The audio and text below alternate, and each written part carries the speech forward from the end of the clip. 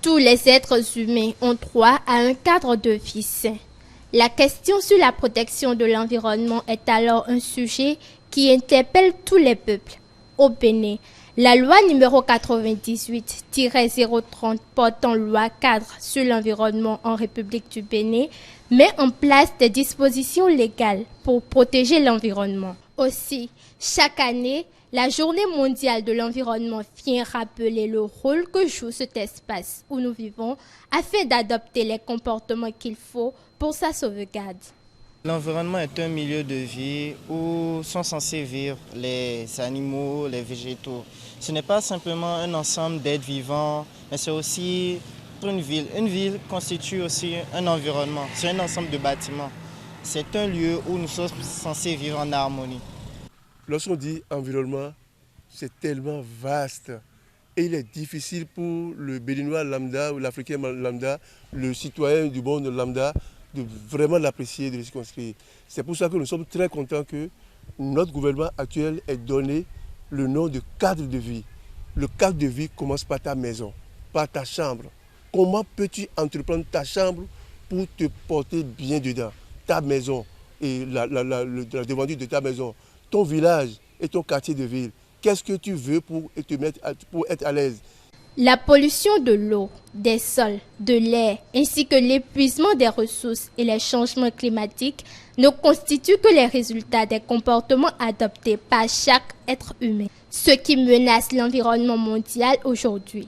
Des difficultés auxquelles les Béninois font également face. On ne respecte plus l'environnement. On pisse partout. Et il y a aussi les grandes industries. Poussées par la part unique du gain, on ne pense plus à ce que ça peut causer à l'environnement et l'évacuation des gaz à effet de serre. Aujourd'hui, les inondations et la sécheresse à l'extrême, c'est en Afrique qu'on voit les effets les plus forts. Je ne veux pas dire que ça ne manque pas ailleurs. Ça existe ailleurs. Les changements climatiques aujourd'hui, vous voyez, nous utilisons les énergies fossiles. Les énergies fossiles, c'est tout ce qui est gasoil, c'est tout ce qui est essence, c'est tout ce qui est cela. Et le gaz que tout cela dégage, c'est nuisible pour le bien-être humain. L'aspect pollution de l'eau, il y a beaucoup d'usines qui déversent leurs eaux usées dans les eaux industrielles non traitées, dans les rivières, dans les sources, dans la mer, ainsi de suite. Mais le plus dangereux de tout ça, c'est la pollution par les sachets plastiques. Lorsque le sachet plastique est enterré dans la terre, c'est 400 ans pour se dégrader. Et là, l'agriculture est difficile à faire. Les animaux les consomment et s'étranglent. Ce n'est pas bien du tout. Pour remédier à tous ces problèmes, citoyens et spécialistes proposent des solutions urgentes. Au lieu de vendre par exemple des boules d'acassa dans des sachets plastiques, on pourrait continuer simplement par les vendre dans les feuilles qu'on a l'habitude de voir au niveau des bonnes dames.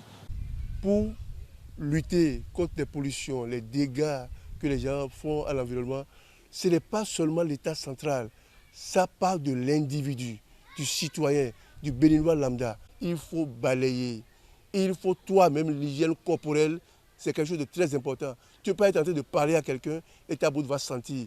L'habit que tu as porté sent, et le col est crasseux, et toi-même tu ne te laves pas. Ce n'est pas possible. Donc tout ça participe du cadre de vie, de l'environnement, du bien-être. Ensuite, on va voir les groupes d'hommes. Je parle des chefs quartiers, je parle des communes, je parle des entreprises privées, je parle de toutes les sociétés, je parle des écoles. C'est toutes ces structures, individuellement, collectivement, qui doivent se rendre compte que qu'est-ce que je fais de mal qui nuit à l'environnement. Il faut que nous soyons habitués à planter et à entretenir des arbres. Le bruit n'est pas bien propice à partir d'un certain niveau, le bruit est nuisible. La qualité du carburant utilisé doit changer et on doit pouvoir penser aux énergies renouvelables. Montrer la voie et encourager la coopération pour protéger l'environnement est la mission du Programme des Nations Unies pour l'environnement. Aussi, la conférence des parties COP qui se tient chaque année, est une initiative de protection de l'environnement instituée par l'Organisation des Nations Unies. Selon les spécialistes, l'interdiction de la chasse massive des animaux en voie de disparition est aussi l'une des solutions auxquelles il faudrait opter.